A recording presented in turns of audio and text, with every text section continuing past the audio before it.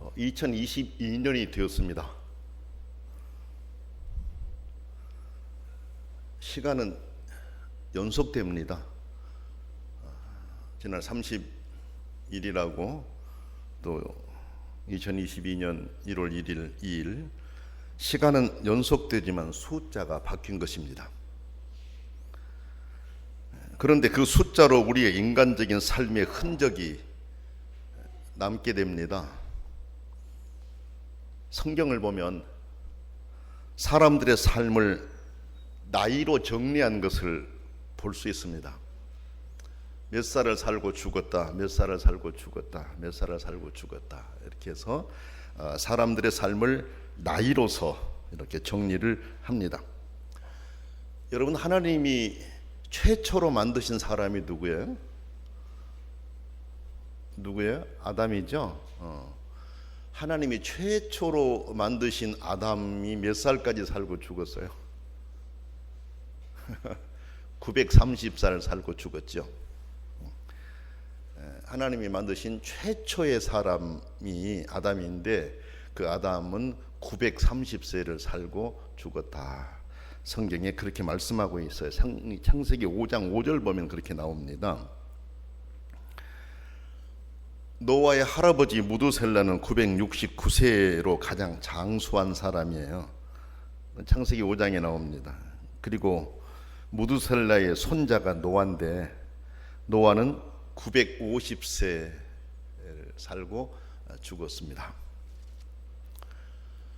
그 외에도 족장들에 대해서도 아브라함이라든지 이삭, 야곱 이렇게 요셉에 대한 내용들에 대해서도 보면은 몇 살을 살고 세상을 떴다라는 표현을 쭉 하고 있습니다.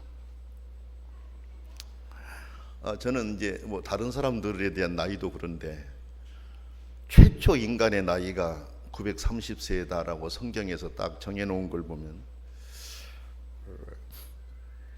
하나님께서 세상의 모든 것들을 익히 아시고 미리 이렇게 한 사람이 실제 존재했었고 그 사람이 존재한 그가 몇 년 동안 살았고 세상을 떴다라고 하는 흔적에 대한 것을 성경 분명하게 보여주고 있다라는 그런 말씀입니다. 새로운 시작은 새로운 마음을 가지게 합니다. 새로운 시작은 새로운 다짐을 하게 합니다. 또 새로운 시작은 새로운 기대를 부풀게 합니다. 그러므로 새로운 시작의 출발은 매우 중요합니다. 아마 여러분들께서도 2022년 새해가 되니까 뭔가 좀 다짐을 하려고 하고 또 다짐을 하고 시작했을 거예요. 뭔가 내가 이런 계획을 세우고 출발해 보겠다. 나는 이렇게 결단을 한번 해보겠다. 나는 뭔가 지난해와는 다른 모습으로 한번 살아보겠다. 이런 다짐들이 다 있었을 거라는 생각해요. 그렇죠? 그래서 어떤 사람들은 새벽 일찍 해가 뜨는 곳 가가지고 거기에서 또 자기 소원도 빌고 다짐도 하고 이런 사람도 있고 그렇더라고요. 근데 우리는 하나님께 예배드리면서 하나님께서 내게 원하신 게 무엇인가 이걸 말씀을 통해 찾아가고 한 해의 계획을 세우고 출발하지 않습니까? 성경을 보면 새로움에 대해서 이렇게 강조하고 있어요. 고린도 후서 5장 17절 말씀 보면 그런즉 누구든지 그리스도 안에 있으면 새로운 피조물이라. 이전 것은 지나갔으니 보라 새 것이 되었도다 라고 말씀하십니다. 예수 그리스도인이 된 것은 새롭게 되었다라는 것입니다. 예수 그리스도를 믿는 날부터 우리는 새롭게 결단하고 새롭게 출발해야 되고 하는 사람들이다라는 것을 우리에게 가르쳐 주셨습니다. 그래서 에베소서 4장 22절부터 24절 말씀 보면 너희는 유혹의 욕심을 따라 썩어져가는 구습을 좇는 옛사람을 벗어버리고 오직 심령으로 새롭게 되어 하나님을 따라 의와 진리의 거룩함으로 지으심을 받은 새 사람을 입으라 이렇게 말씀하십니다. 전의 것들, 구습들, 이 옛사람을 벗어버리고 새로 지음 받았으니 이제는 새 사람으로서 살아가라라는 것을 분명하게 말씀합니다. 새로운 시작은 좋은 면으로 새롭게 시작해야 한다라는 것이죠. 나쁜 것을 생각하고 나쁜 것으로 새롭게 출발하려고 하는 사람들은 없을 거예요. 아마 대부분의 사람들은 어떻게든 좋은 것으로, 좋은 방향으로, 좋은 열매를 위해서 새롭게 결단하고 시작할 것입니다. 이제 우리는 2022년이라고 하는 이 한 해를 선물로 받았습니다. 출발부터 새롭게 해야 하겠습니다. 무엇보다 우리는 그리스도인들이기 때문에 하나님의 은혜가 아니면 살 수 없음을 깨닫고 믿음 안에서 새로운 다짐을 가지고 시작하면서 좋은 결실이 있도록 해야 됩니다. 전에도 여러분에게 말씀을 드렸습니다마는 이 하얀 백지 위에 새해가 하얀 백지로 우리에게 주어졌어요. 그러면 이제 그 하얀 백지가 내가 살아가는 삶이 흔적으로 그려지게 됩니다. 그려지게 됩니다. 근데 이거는 수정할 수가 없어요. 한번 가고 나면 그 흔적은 그대로 거기에 묻어버립니다. 지울 수가 없는 게 인생에 살아가는 흔적이라는 겁니다. 그래서 하나님께서 우리에게 주신 이 새로운 하얀 백지 위에 내가 한 걸음 한 걸음 걸어가면서 내 삶을 2022년을 내 흔적을 남기면서 살아갈 것인데, 내가 돌아보면서 내가 그린 이 흔적, 그렇죠? 내가 남긴 이 흔적이 참 부끄러움이 없고 유익하고 나도 기쁘고 함께하는 사람들도 기쁘게 해줄 수 있는, 모두가 나 때문에 좀 웃을 수 있는, 행복해할 수 있는 이런 흔적을 남기면서 살아가야 하겠습니다. 그렇죠? 특별히 우리 그리스도인들은 하나님께서 주신 말씀으로 말씀을 마음에 새기고 말씀이 우리에게 원하시는 대로 그렇게 내가 살아가는 믿음의 흔적이 참 아름답고 모든 사람들에게도 본이 되는, 배우고 따라오게 하는 그런 흔적들이 되어야 하겠다라는 것입니다. 여러분 한번 봅시다. 아버지가 가령 내가 지금 이 흔적을 남기고 하는데 자식에게 내 걸어온 흔적이 옳은 것이니까 네가 따라와 라고 할 수 있다면 좋은 흔적입니다. 어머니도 마찬가지겠죠. 어머니도 자기가 걸어간 흔적을 이렇게 보면서 자녀들에게 내가 간 흔적은 너희들에게 유익한 것이야, 따라와, 이렇게 말할 수 있다면 잘 간 길입니다. 잘 간 길입니다. 그러나 반대로 내가 가는 이 흔적, 이거 자녀들이 안 따라왔으면 좋겠다, 내가 온 것은 좀 잘못됐는데 이게 너희들은 이 길을 따라오면 안 돼, 너희들은 좀 나보다도 다르고 바르게 살아가야 되겠다 라는 생각이 든다면 우리들은 내 삶을 수정할 수 있어야 됩니다. 믿음의 길도 그렇습니다. 저도 목사로서 또 여러분들도 성도로서 우리 교회 뭐 당회원 또는 항존직 여러분들 모두도 마찬가지죠. 우리가 믿음으로 살아가는 이 길, 다른 사람들이 따라오라고 말할 수 있는, 이 길은 정말 내가 바르고 신실하게 믿음의 길을 가고 있는 것이니까 이 길을 따라 같이 복 받읍시다라고 말할 수 있는 그런 길을 우리가 갈 수 있어야 되겠다라는 말씀입니다. 오늘 성경은 우리에게 몇 가지로 그렇게 하나님께서 우리에게 원하시는 선한 길들에 대해서 가르쳐 주고 있습니다. 그 말씀들을 하나하나 생각해 보겠습니다. 첫째로는 하나님의 인도하심을 기대하면서 살아가라고 1절에 그렇게 말씀하십니다. 1절의 말씀의 의미는 사람은 계획을 세우고 결정은 하나님이 하신다라는 의미로 해석할 수가 있습니다. 계획은 사람이 세우고 결정은 하나님이 하신다라는 의미입니다. 이 말씀의 뜻은 이렇게 해석합니다. 하나님께서 개입하심으로 사람의 말이 스스로 생각했던 것과 다르게 나온다라는 것입니다. 나는 이렇게 말하고 생각했는데 하나님이 개입하셔서 다르게 나온다라는 것입니다. 우리가 사는 날 동안 수많은 계획을 세우면서 살아갑니다. 계획을 세우는 거 좋습니다. 세우면서 살아가야 됩니다. 그러나 그 계획이 좋은 계획, 하나님께서 보시기에 옳은 계획을 세우고 살아가야 됩니다. 아까 조금 전에 말씀드린 것처럼 내가 계획을 세우고 나가는 것이 나를 따르는 사람들에게도 유익을 줄 수 있는 그런 계획, 이런 좋은 계획을 세우고 살아가야 된다라는 것이죠. 우리가 하나님 보시기에 옳은 계획 세우지 않으면 그 계획이 수포가 될 수 있음을 성경은 분명하게 말씀하십니다. 지난 주일에 여러분에게 말씀을 전했었어요. 누가복음 12장에 나오는 한 사람의 계획, 그렇죠? 한 부자의 계획을 여러분에게 말씀드렸잖아요. 자기를 위해서 얼마나 큰 포부를 가지고 계획을 세웠습니까? 그러나 그 계획은 허사로 돌아가지 않았습니까? 아니, 오히려 모든 것을 잃어버리는 계획이었습니다.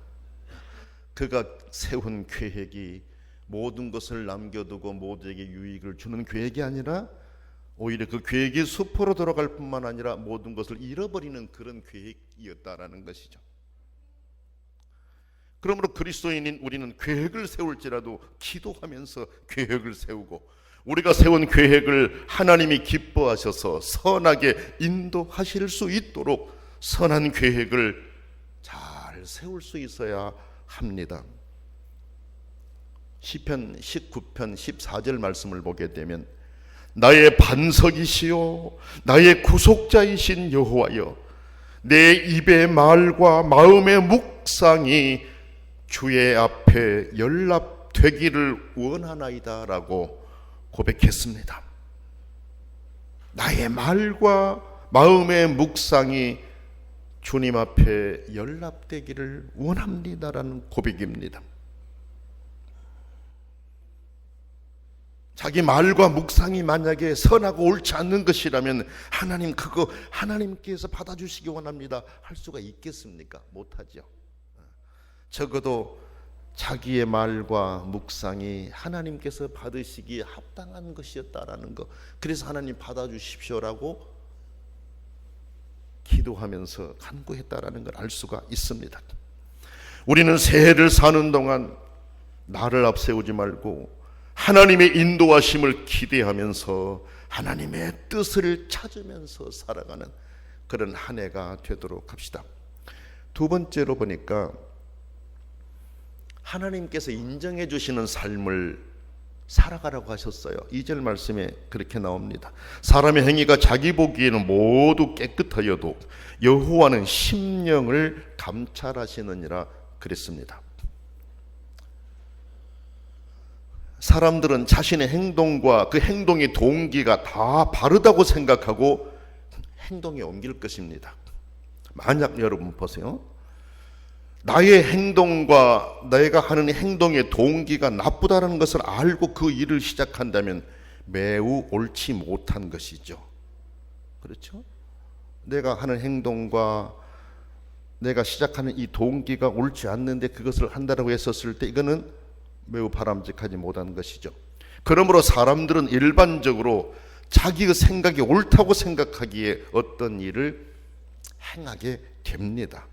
그런데 말씀을 보니까 한 사람이 행한 행동과 행동의 동기에 대해서 최종적으로 판가름하실 분이 하나님이시다, 이렇게 말씀하십니다. 지난 송정신 예배도 여러분에게 말씀을 드렸습니다만 욥의 친구들은 자신들의 행동과 동기가 옳다고 생각했습니다. 처음부터 끝까지 우리의 행동과 우리의 동기는 옳다, 그러나 욥 너는 틀렸다라고 욥을 맹비난했습니다. 그러나 하나님의 판단은 달랐지 않습니까? 오히려 옳다고 생각했던 친구들의 생각과 동기가 잘못됐었고 욥이 옳았다는 판결을 내렸지 않습니까, 여러분? 사람들은 자신이 하는 일들이 깨끗하다고 생각하고 말하고 행동합니다. 그런데 하나님께서는 그 부분을 문제 삼으시면서 하나님이 판단하실 때 옳은 행동이 되도록 믿음 안에서 생각하고 행동하라라고 가르치십니다. 나는 나의 행동이 옳다고 생각하고 하지만 과연 하나님께서 나의 판단을 옳다고 존중해 주실 수 있을 것인가? 아니면 내가 옳다고 하는 이 판단을 책망하실 것인가? 이것을 생각하면서 믿음의 사람들은 살아가야 됩니다. 여러분요, 아이들이 자기들이 생각할 때는 그게 옳다고 판단하고 주장하고 나가는데 부모가 볼 때는 그게 옳지 않을 때가 있거든요. 옳지 않을 때가 있거든요. 그럴 때는 이건 아니야. 아이에게 이건 아니야. 그건 옳은 게 아니야. 다른 방향으로 가야 되라고 방향을 잡아주지 않아요. 그렇죠? 그러니까 아직 아이들이 생각하는 것은 어머니나 아버지가 생각하는 것과 다르다라는 것이죠. 그렇죠? 예. 오늘 우리들도 하나님이 나를 보시고 판단하실 때 내 판단을 존중해 주실 수 있도록 그렇게 선한 판단을 늘 내리면서 살아갈 수 있어야 된다는 것입니다. 이를 위해서는 늘 하나님께서 원하신 게 무엇인가를 찾는 것이 중요한 것이죠. 그렇죠? 세 번째 말씀 보니까 무슨 일을 하든지 여호와께 맡기라. 3절에 그렇게 말씀하셨어요. 너희 행사를 여호와께 맡기라. 그리하면 네가 경영하는 것이 이루어지리다 그랬습니다. 이것은 우리가 아무것도 안 하고 하나님이 해주시기를 바라고 살아가라 그런 뜻이 아닙니다. 우리는 아무것도 안 하고 있으면서 하나님이 해주실 것을 바라고 살아가라 그런 뜻이 아닙니다. 하나님께 모든 것을 맡기고 믿음으로 하나님을 바라보고 기대하면서 살아가라는 말씀입니다. 예수님께서도 이런 말씀을 하셨어요. 염려하는 일에 시간을 버리지 말고 맡기면서 살아가라 하는 말씀을 주셨는데 마태복음 6장 25절 말씀부터 제가 한번 읽어볼게요. 그러므로 내가 너희에게 이르노니 목숨을 위하여 무엇을 먹을까 무엇을 마실까 몸을 위하여 무엇을 입을까 염려하지 말라. 목숨이 음식보다 중하지 아니하며 몸이 의복보다 중하지 아니하냐. 공중의 새를 보라. 심지도 않고 거두지도 않고 창고에 모아들이지도 아니하되 너희 하늘 아버지께서 기르시나니 너희는 이것들보다 귀하지 아니하냐. 너희 중에 누가 염려함으로 그 키를 한 자라도 더할 수 있겠느냐. 또 너희가 어찌 의복을 위하여 염려하느냐. 들의 백합화가 어떻게 자라는가 생각하여 보라. 수고도 아니하고 길쌈도 아니하느니라. 그러나 내가 너희에게 말하노니 솔로몬의 모든 영광으로도 입은 것이 이 꽃 하나만 갖지 못하였느니라. 오늘 있다가 내일 아궁이에 던져지는 들풀도 하나님이 이렇게 입히시거든 하물며 너희일까 보냐. 믿음이 작은 자들아.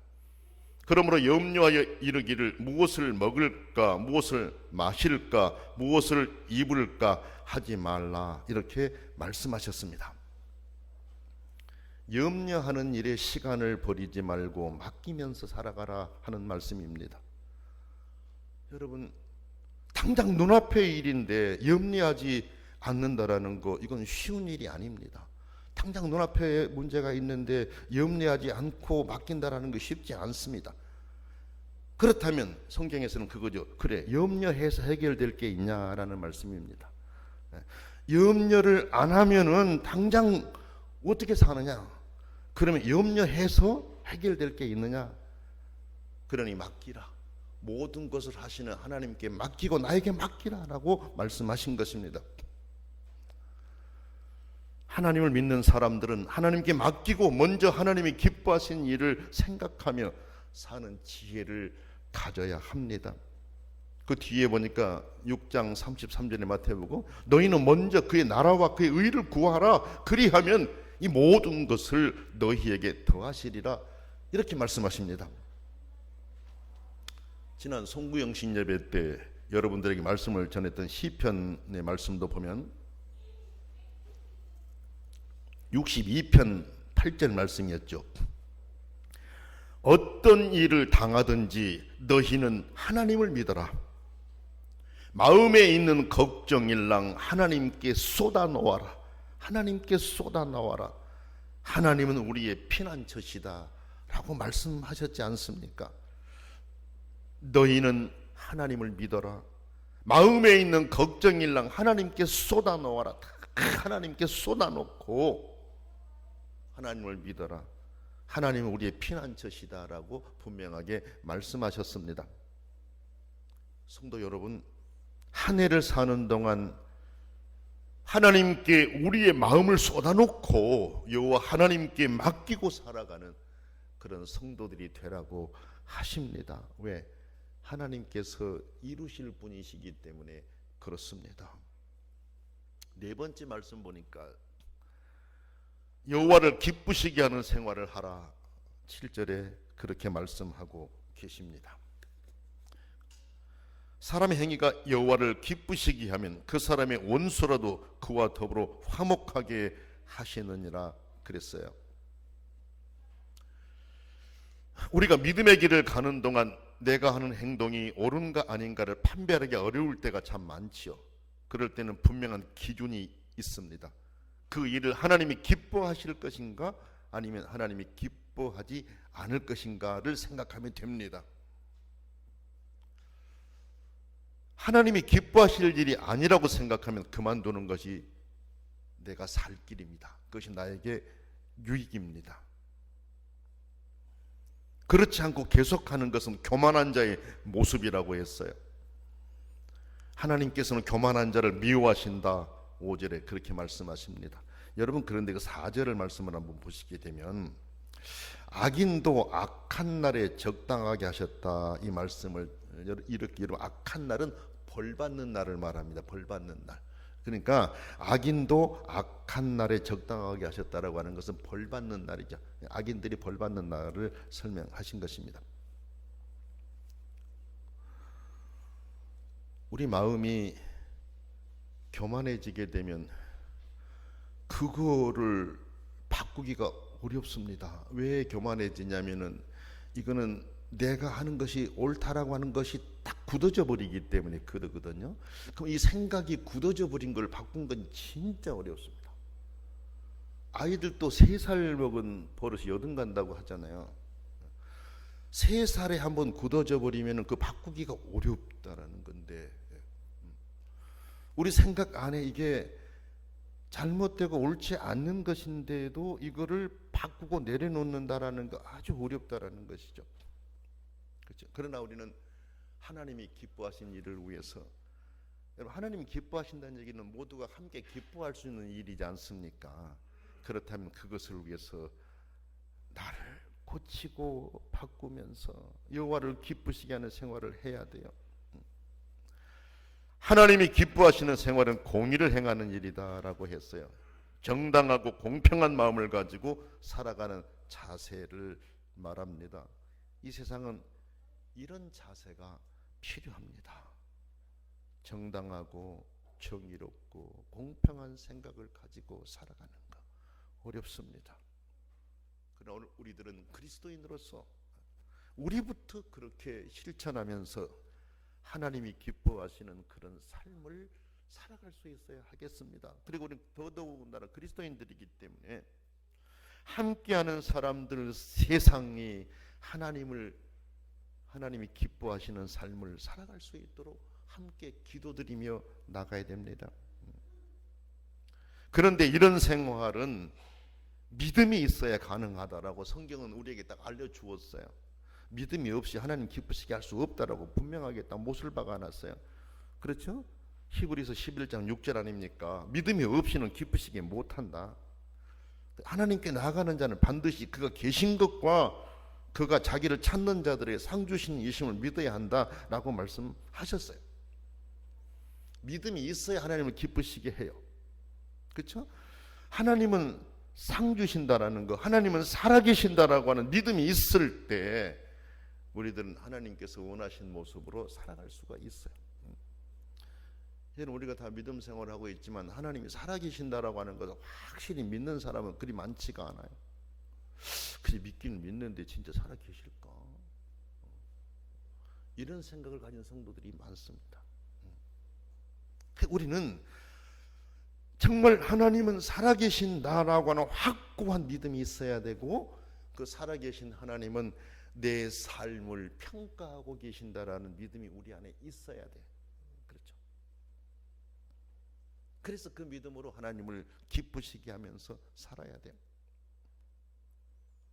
하나님을 기쁘시게 하는 삶은 함께하는 사람도 같이 기쁘게 할 수 있는 삶이라고 하는 것을 기억해야 됩니다. 우리에게 복 주시기를 원하시는 하나님은 여호와 하나님을 기쁘시게 하는 생활을 하라 그랬어요. 그렇게 할 때 하나님께서 하늘의 문을 여시고 은혜를 주시고 복을 주시겠다라고 약속하십니다. 성도 여러분, 한 해를 새롭게 시작하면서 우리는 내가 그리스도인이라는 점을 먼저 생각하는 것이 중요합니다. 우리는 달라야 합니다. 다르게 살아야 됩니다. 하나님의 인도하심을 받으면서 하나님께서 원하시는 삶을 살기 위해서 모든 초점을 하나님께 두고 살아갈 수 있기를 원합니다. 기도하겠습니다. 존귀하신 하나님 아버지, 새해를 저희들에게 선물로 주셔서 감사드립니다. 이제 가지 않는 이 길을 우리가 한 걸음 한 걸음 걸어간 것이 다 흔적으로 남을 텐데, 내가 걸어간 흔적이 내 스스로도 만족할 수 있는 흔적 되게 하시고 하나님을 영화롭게 하게 하시고 나를 보고 따라오는 사람들에게 본이 되는 흔적들이 될 수 있도록 믿음의 길을 잘 가게 하여 주셔서 하나님 아버지가 약속하신 은혜를 받아 충만히 누리게 하여 주시옵소서. 예수님의 이름으로 간절히 기도드립니다. 아멘.